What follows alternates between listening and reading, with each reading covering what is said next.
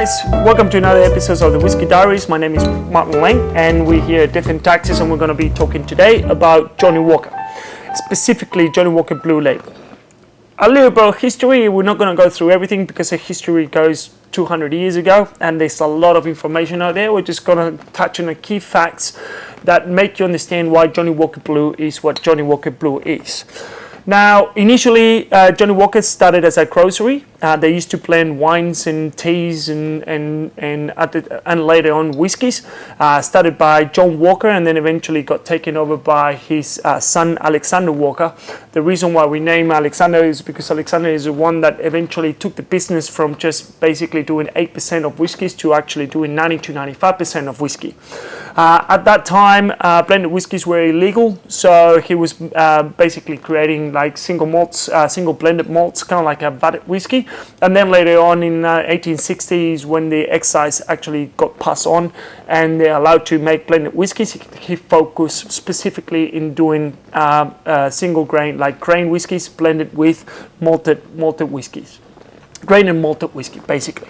Now, after that, he started purchasing whiskey distilleries just to make sure that he could supply the demand that was actually happening at the time. Because the reason why blended whiskey at the time was actually really popular is because it actually, how do you say this? Like they were blending the best parts of different barrels and all that stuff to create a flavor profile that was more acceptable for everybody.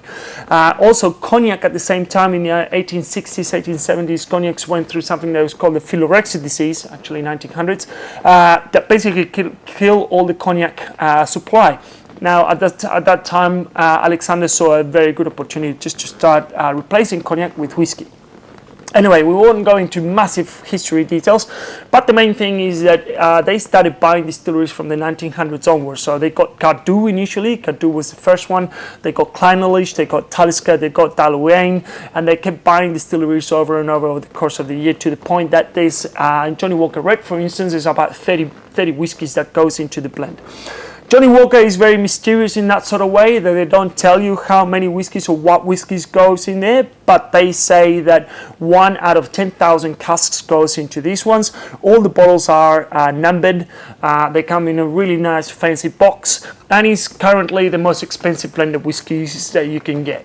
I remember trying to buy this whiskey at 2010 on one of our old bars that was called Sling Lounge at the time, and the bottle in Australia was about $300, $400. Right now, a bottle of this one costs to $200, $210. It's still really expensive for a blended whiskey, but the way they blend it and the way they produce it, the way they market it, everything is supposed to be super premium. Now, we picked this bottle to explain today is because, at least in Australia, it's not like a stigma, but between whiskey drinkers and all that stuff and connoisseurs, they believe that why would you spend $200 on a bottle of blended whiskey, right? Like you could buy a 21-year-old whiskey for the same price. The reason why I would say to actually invest in this whiskey is because it's actually delicious. Not only that, but it's just it's the perfect balance of blended whiskies. This is what is intended in 1800, and the reason why Blue Label was created was to represent the whiskey, the original whiskies that were created in the 1800s. It's a perfect blend between single malts, grain whiskey, softness, and it is a whiskey that you can literally sit down in front of the fire and enjoy it. And the more whiskey you have and the more experience you got, the more you can understand this whiskey and how important it is to try and comprehend the backbone of the whiskey and how it tastes. There's like, they don't say how many whiskies there is in there, but they definitely, one of them is supposed to be smoky whiskey as well. So I'm assuming that comes from Talisker. It is bottled at 40% alcohol. All the whiskies would have been aged in American oak, sherry casks, and a mix of the both. As I said, like nobody really knows all the perfect whiskies that goes in there, but we know that there will be really good whiskies, especially if you look at the classic malts from the Diageo, you can see that they're incredible whiskies. Now, the smell, It's not too strong, being a 40% alcohol whiskey. You can definitely smell that it's a blended whiskey. You can definitely smell the grain in this.